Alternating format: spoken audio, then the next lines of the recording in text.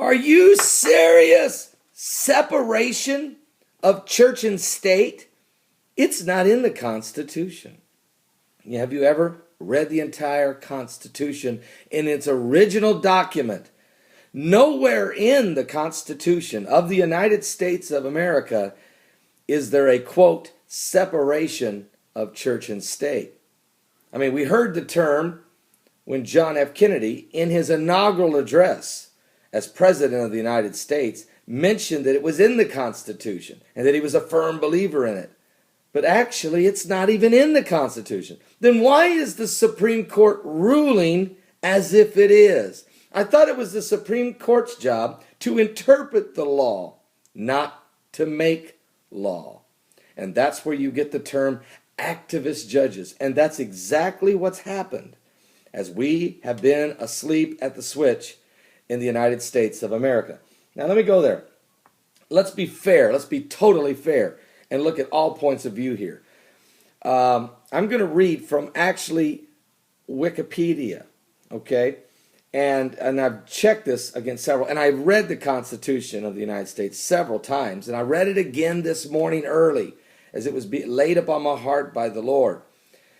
Here's what it says. The phrase separation of church and state, sometimes the wall of separation between church and state, attributed to Thomas Jefferson and others, since quoted by the Supreme Court of the United States, expresses an understanding of the intent and function of the Establishment Clause of the First Amendment to the Constitution of the United States. The First Amendment reads, Congress shall make no law respecting an establishment of religion or prohibiting the free exercise thereof.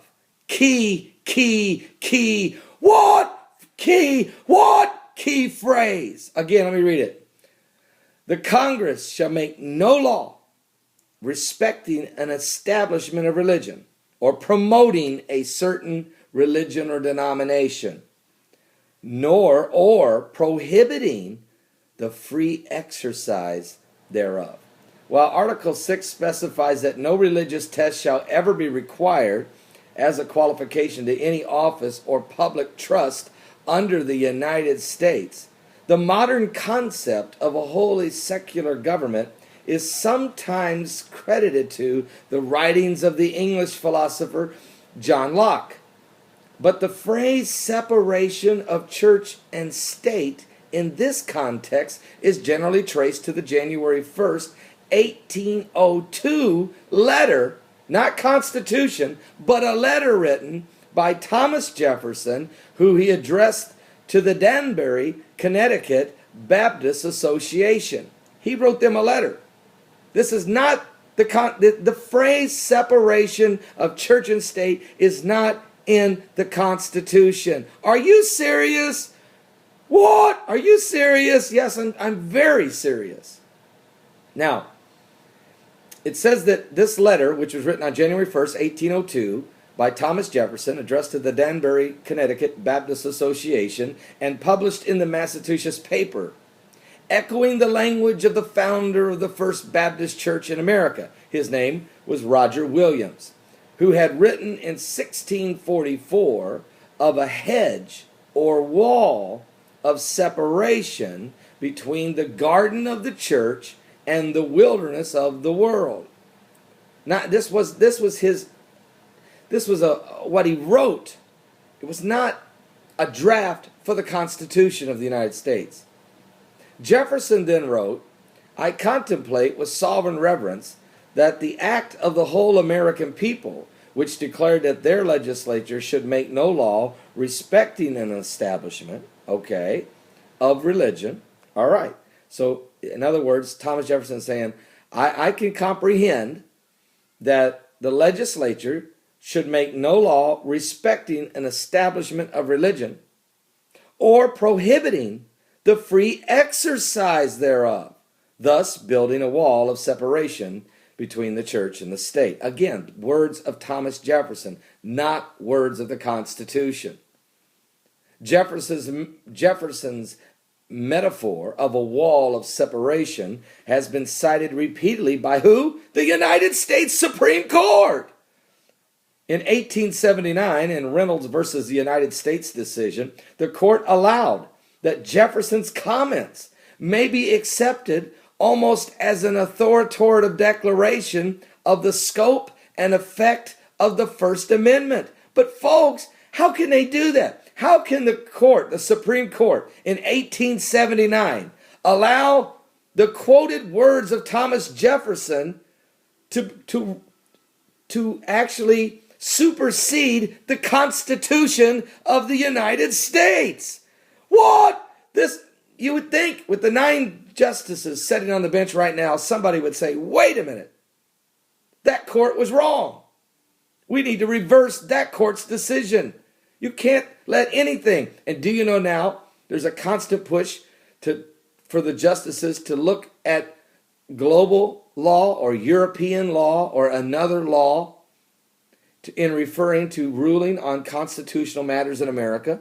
We don't want the Constitution. We do not want the Supreme Court to rule anything from the law of France or from some law passed in Australia or some law or phrase or amendment in Canada. It must be the Constitution of the United States, which has a fair representation by a legislative branch of the people.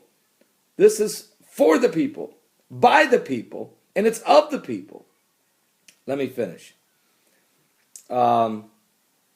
Jefferson's metaphor. Okay, I read that. Okay. Then in 1947, Everson versus the Board of Education decision, Justice Hugo Black wrote these words.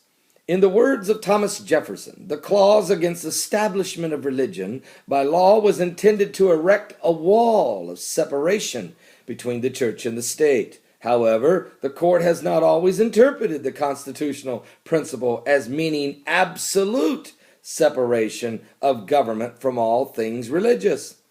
So public debate about the proper extent of church and state separation in the United States remains vigorous and impassioned. Politically active evangelical Christians, such as David Barton, a former vice chairman of the Texas Republican Party, emphasized the religiosity of the nation's founders and asserted that the separation of church and state, as widely understood by modern historians and jurists on the bench, is a myth, and that the U.S. was founded on a religious Christian nation. I heard the President of the United States say America is not a Christian nation. But if you go back and read the original Constitution of the United States and the Bill of Rights, without question, and the Declaration of Independence, without question, the framers intended for this nation to be a nation of freedom of worship, freedom of expression, freedom to assemble, freedom of speech, and freedom of the press. And without question, why is the Constitution stopping prayer in school? That's prohibiting the religious freedoms. And also, note when they won't allow nativity scenes, that is an absolute prohibiting the freedom of religion. And so there's so many areas where we've allowed this myth of separation of church and state to dictate judicial law and even the interpretation of the Constitution of the United States. I'm not saying that America needs to go around promoting Christianity and that the government's entire focus should be that. For even I, as a Baptist pastor, would say that's not fair to all the citizens of America. But one thing I will say, don't prohibit the children to pray over their meals at school. Don't stop a nativity scene at during this time of year. Somebody, somewhere, has to stand up for the truth. I'm Pastor Paul Begley, and this is the separation of church and state.